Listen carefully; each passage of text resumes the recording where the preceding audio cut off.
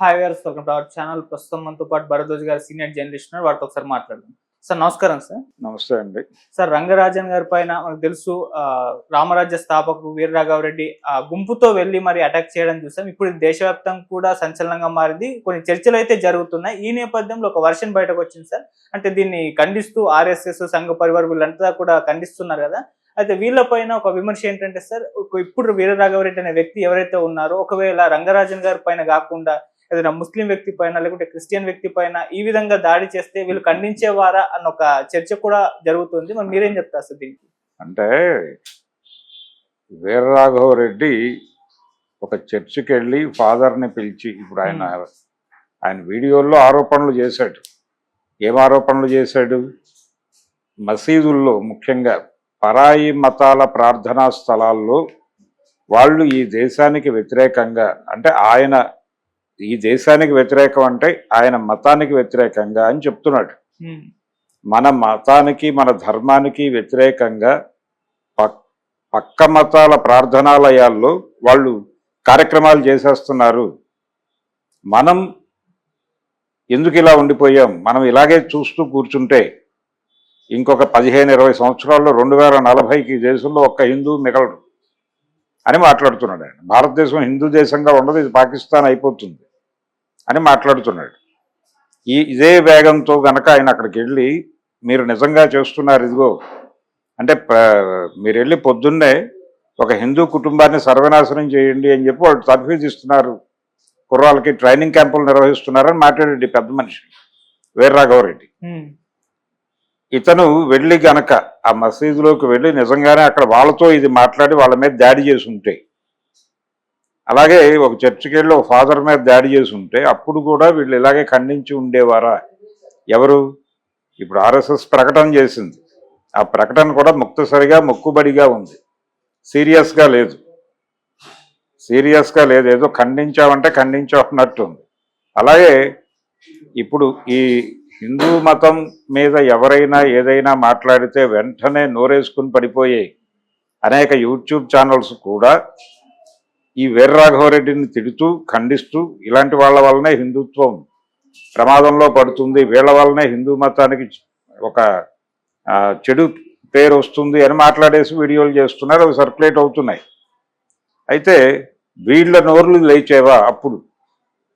ఎప్పుడు ఇతను గనక ఒక చర్చ్ ఫాదర్నో లేకపోతే ఒక మసీదులో ముల్లా మీద దాడి చేస్తే వీళ్ళ నోళ్ళు ఏమయ్యేవి? వీళ్ళు వీరరాఘవరెడ్డికి మద్దతుగా నిలబడే వాళ్ళ, వ్యతిరేకంగా నిలబడే వాళ్ళ అనేది ఒక ప్రశ్న. రెండోది, వీళ్ళు హిందూ మతానికి చెడు పేరు తీసుకొస్తున్నావు అనే ఏ కాంటెక్స్ట్లో అంటున్నారు? ఇది కొంచెం వీళ్ళందరూ కూడా మానవతామూర్తుల్లా మాట్లాడుతున్నారు. కానీ వీళ్ళందరూ వీరరాఘవరెడ్డికి తమ్ముళ్ళు, అన్నలే. ఎందుకు వీరరాఘవరెడ్డికి అన్నలు, తమ్ముళ్ళు అంటున్నానంటే, వీళ్ళు కూడా ఇక్కడ ఎవరైనా హిందూ మతానికి అసలు వాళ్ళకి ఇంటెన్షన్ లేకపోయినా వాళ్ళ మాటల్లోకి జొరబడి వాళ్ళల్లో హిందూ వ్యతిరేక ధోరణులు ఉన్నాయని కనిపెట్టి డయాగ్నోసిస్ చేసి వాళ్ళ మీద దాడులు చేయటం అనేది ప్రోగ్రాం. అలా తిట్టడం ద్వారానే బతుకుతున్నారు వీళ్ళందరూ. ఎందుకు ఇలా? ఇది ఒక మార్కెట్ అనే విషయం వీళ్ళకి అర్థమైపోయింది. వీళ్ళకి ఈ విషయం అర్థం చేయించింది ఎవరు? ఆర్ఎస్ఎస్, రాష్ట్రీయ స్వయం సేవక్ వారు అర్థం చేయించారు ఈ ప్రపంచానికి. భారతీయ జనతా పార్టీ అనే పార్టీ అర్థం చేయించింది ఇది ఒక మార్కెట్ ఉంది, ఇది స్ట్రాంగ్ మార్కెట్ అని. ఎప్పుడైతే ఈ హిందుత్వ మార్కెట్ ఈవెన్ అల్లు అరవింద్ గారికి కూడా ఎక్కింది ఇదే, ఈ మార్కెట్ స్పృహే ఎక్కి వారు తండేల్ అనేటువంటి సినిమాలో పాకిస్తాన్ ఎపిసోడ్కి అంత ప్రాధాన్యత ఇచ్చాడు. అదే జాలర్లు శ్రీలంకలో అరెస్ట్ అయినా, అమెరికాలో అరెస్ట్ అయినా, వాళ్ళని ఇంకెవరైనా స్విట్జర్లాండ్ కోర్టుల్లోనూ జైళ్లలో పెట్టినా అరవింద్ గారికి ఏమీ సంబంధం ఉండేది కాదు. ఆయన ఏమి ఇన్స్పైర్ అయ్యేవాడు కాదు. పాకిస్తాను, ముస్లింలు అనగానే కనెక్ట్ అయిపోయి తగులుకుని సినిమా తీశాడు. అంతకుమించి వేరే రీజన్ ఏం లేదు. ఆయనకు ఏదో సాఫ్ట్ కార్నర్ లేదు ఆ జాలర్ల మీద. అది పరిస్థితి. అంటే ఈ లెవెల్లో ఈ దేశంలో మెజారిటీ మతంలో ఒక ఉన్మాదాన్ని నింపేసిన ఘనత సంఘ్ పరివార్కిను, భారతీయ జనతా పార్టీకి సంఘ్ పరివార్కి చెందుతుంది. చెందిన సందర్భాన్ని మనం ఇప్పుడు చూస్తున్నాం. ఈ వీరరాఘవరెడ్డి మీద మాట్లాడుతున్న వాళ్ళందరూ కూడా ఖండిస్తూ, అంటే ఈవెన్ రంగరాజన్ కూడా ఈ రోజుకి ఇప్పటికీ కూడా ఈ క్షణం కూడా ఆయన కాన్షియస్ గా ఖండించట్లేదు అతను. అది పరిస్థితి. ఈ పరిస్థితి ఇలా ఉంటుంది అనే విషయం ఈ రోజున మనం మాట్లాడుకుంటున్నాం. కానీ మహాత్మా గాంధీ హత్య జరిగినప్పుడు ఆ రోజు మౌంట్ బ్యాటన్ అన్న మాట ఏంటి? లార్డ్ మౌంట్ బ్యాటన్ మన దేశానికి చివరి గవర్నర్ జనరల్, ఆయన బ్రిటిష్ పాలకుడు, చివరి పాలకుడు. ఆయన తన సెక్రటరీతో అన్న మాట చాలా పాపులర్ ఆ రోజుల్లో. అదేంటంటే ఆయన ఇమ్మీడియట్ గా అడిగింది, గాంధీ హత్య జరిగింది అనగానే ఆయన ఇమ్మీడియట్ గా అడిగిన ప్రశ్న ఏంటంటే హంతకుడు ఎవరు అని అడిగాడు ఆయన.